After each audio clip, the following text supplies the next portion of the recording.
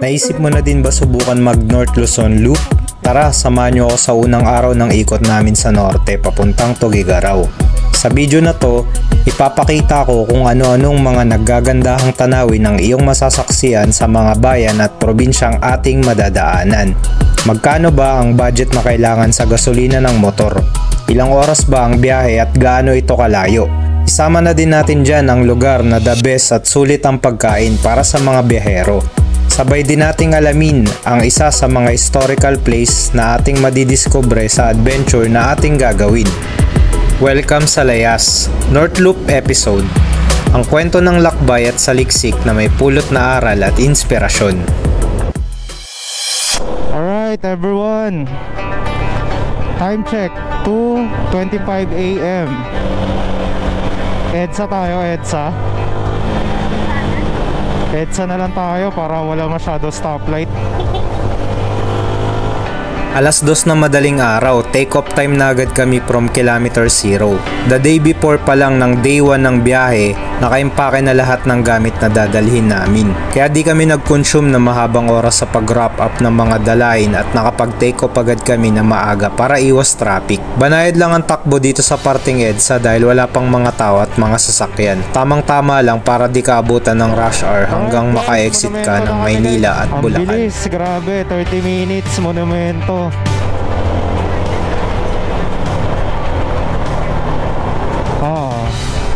Parang Angeles din, Angeles Pampanga. Sa Angeles Pampanga parang Las Vegas eh. Alright, first gas up.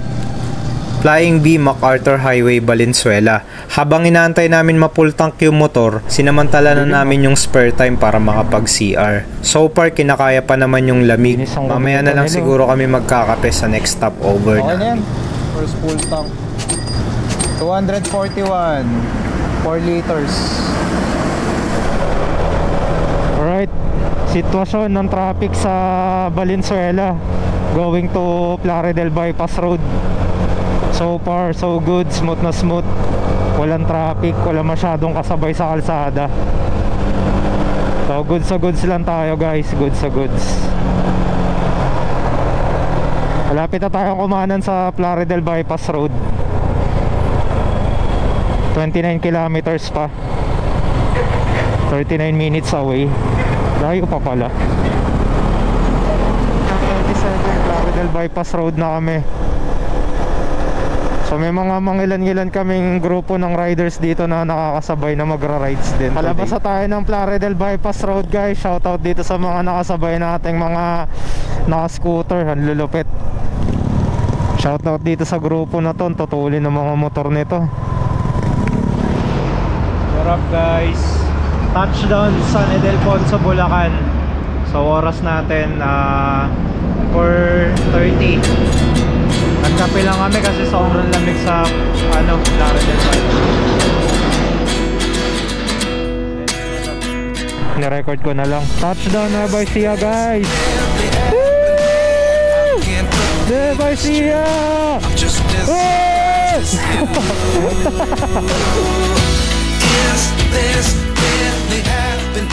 Ay, touchdown Cabanatuan City. Time check 6:10 AM. Rekta na kami ng Nueva Vizcaya paakyat. Sayang di na kayo makukuha na ng timelapse yung sunrise. Nasa mababang part pa kami. Pero susubukan natin umabot in a while. Dire-diretso lang tayo. Let's go, let's go, let's go!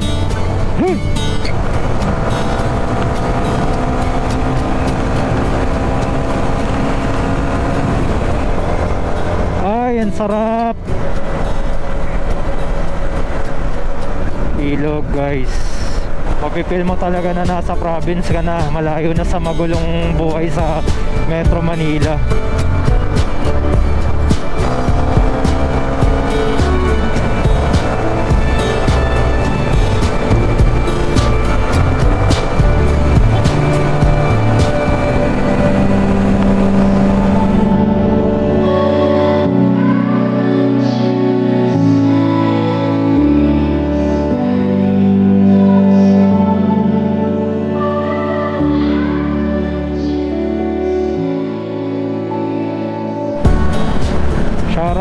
sa mga group riders na nakakasabay namin ngayon. Hello people!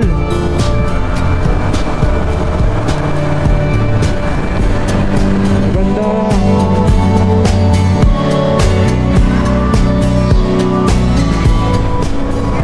Kita nyo yan guys, ang ganda, grabe. Kaso sobrang lamig dito. Nangangatok talaga ako ng sobra. Wala pa kami sa mataas na part, nasa mababa na part pa lang kami, pero grabe na yung lamig. Titinignan namin kanina sa phone yung temperature, 19 degrees. Hindi ko lang alam, baka mas mababa pa sa 19 degrees yung temperature kapag tumatakbo ka nang nakasakay sa motor.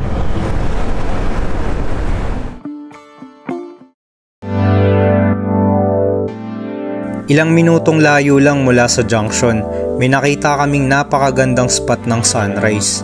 Tumigil kami saglit syempre para samantalay ng pangbihirang pagkakataon na masaksiyan ng ganito kagandang tanawin na hatid sa atin ng kalikasan.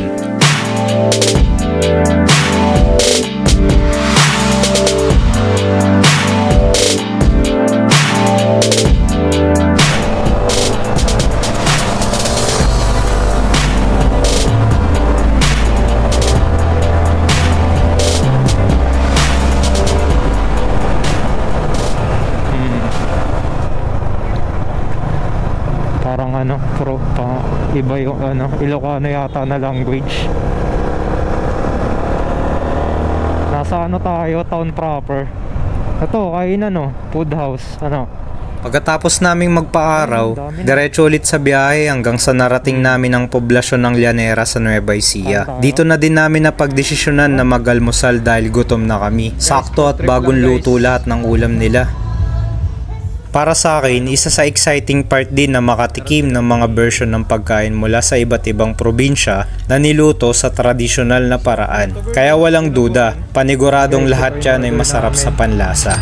Isang munggo, tapos isang dinuguan. Hirap pumili lahat ng ulam ni ate masasarap Ayan Kain tayo guys. Hey.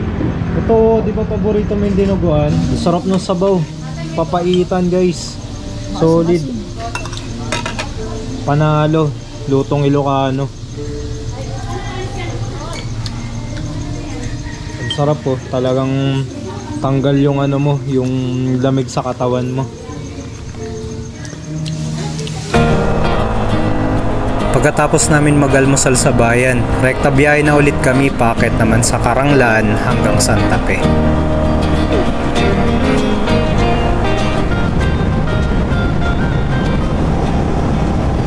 Akit na kami guys ng Nueva Vizcaya. By the way, time check namin ngayon is 8:30 AM. So babakbakin na namin to. Pero syempre mag-i-stop over pa rin kami pag may mga magagandang views.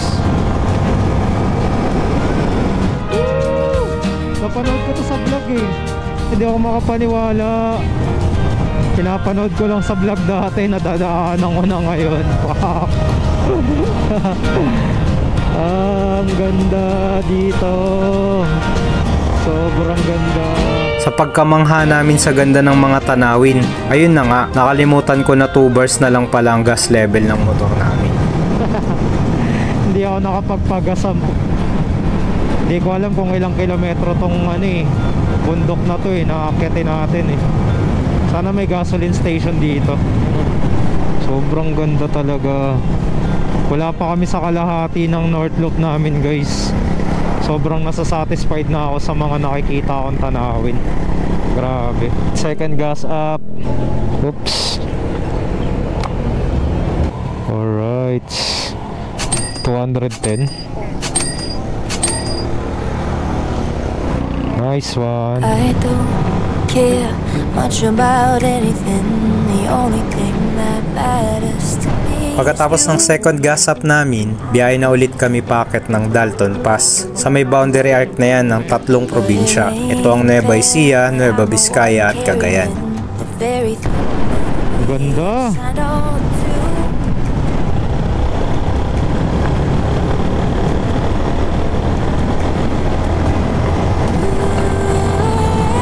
ganda dito. Grabe. Guys, sobrang ganda.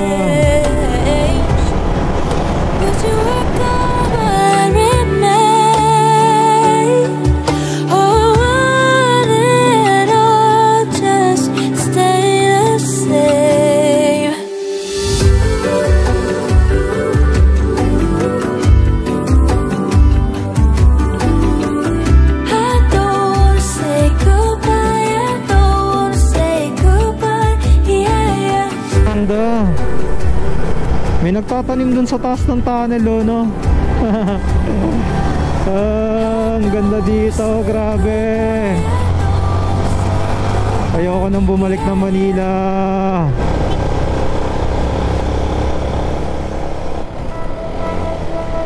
Vizcaya, guys. Finally. Hindi ako makapaniwala, nandito na kami. Stop over muna tayo saglit. Baba ka muna, girl. Picture muna tayo, ready mo yung phone mo. Pose ka, oh. Dito ka banda, girl.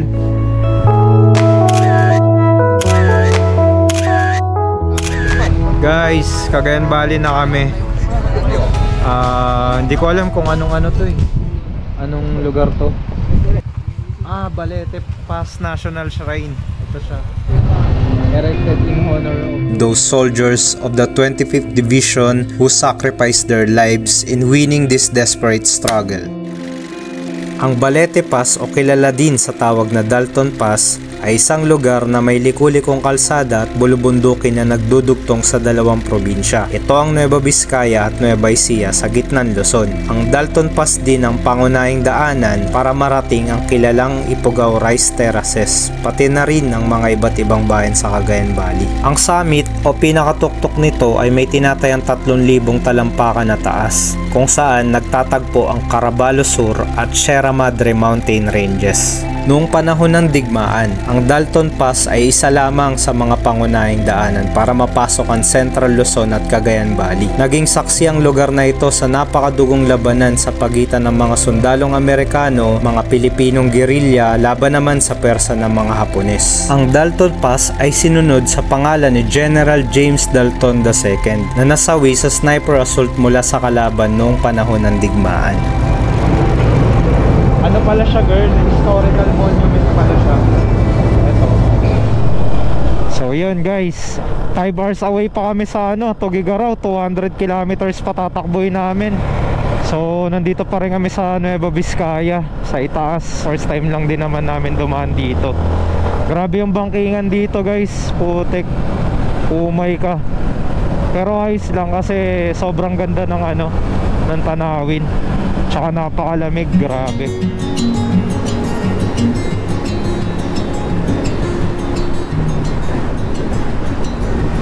Sarap. Parang ayoko nang umalis dito. Grabe. Ang ganda ng bundok. Oh.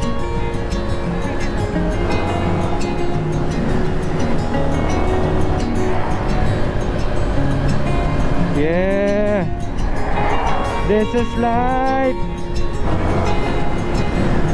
This is life.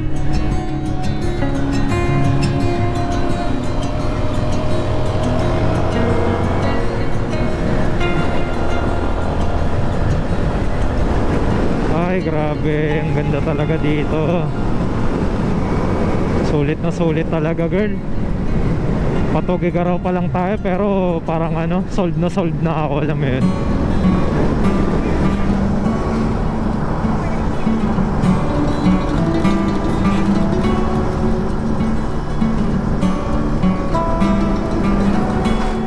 Hey, welcome to Isabela. Pagdating namin ng Isabela, nagumpisa na kami maghanap ng karinderya para makapagtanghalian. Lagpas alas 12 na din ng hapon. Sa Nueva Ecija Palas na kumain kami ng umagahan. Medyo nakakaramdam na din ako ng antok at sakit ng katawan. Guys, di ko na kaya, tulog lang ako. Ito naman ang halaga ng nagastos namin sa tanghalian. Right, third gas up. 95 yan. Okay na yan, boss. 197. 3.29 liters. Okay. Yeah! Kabatuan, Isabela.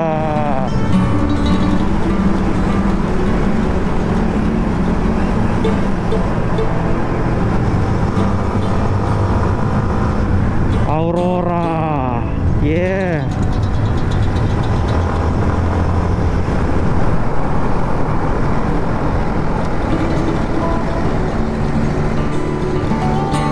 After ng third gas up namin sa San Mateo Isabela, rekta biyahe na ulit. Dito ramdam ko na talaga yung suntok ng pagod sa halos 14 hours na pagmumotor namin. Hindi na siya kaya ng kahit anong kape. Stop tayo dito, gusto mo? Kuha lang tayo spot. Spot lang tayo na safe. 59 minutes away na lang kami sa Tugigaraw, grabe. 14 hours kami nagmumotor. Nawala na lang yung pagod at antok ko nung nag-decide kami na huminto at magpahinga ulit dito sa main highway ng Santiago at Tugigaraw. Sa ganda ba naman ng lugar na to na may 360 view ng berdeng-berdeng palayan na may maaliwalas na sinag ng araw. Paniguradong yung pagod mo ay mapapalitan ng excitement at pagkamangha sa tanawin.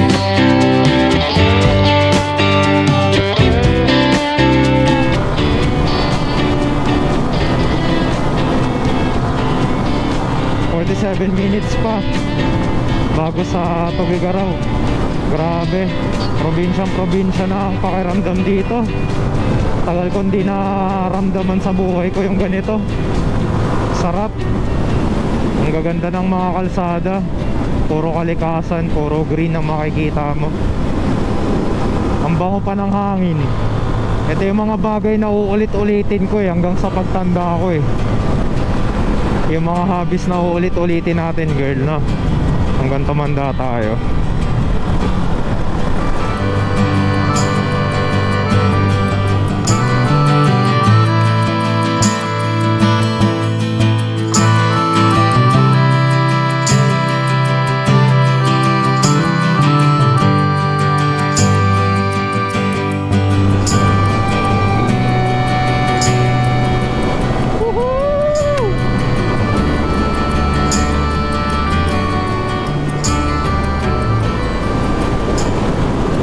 Stairway to heaven.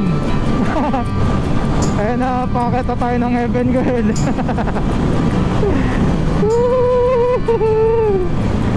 Sarap.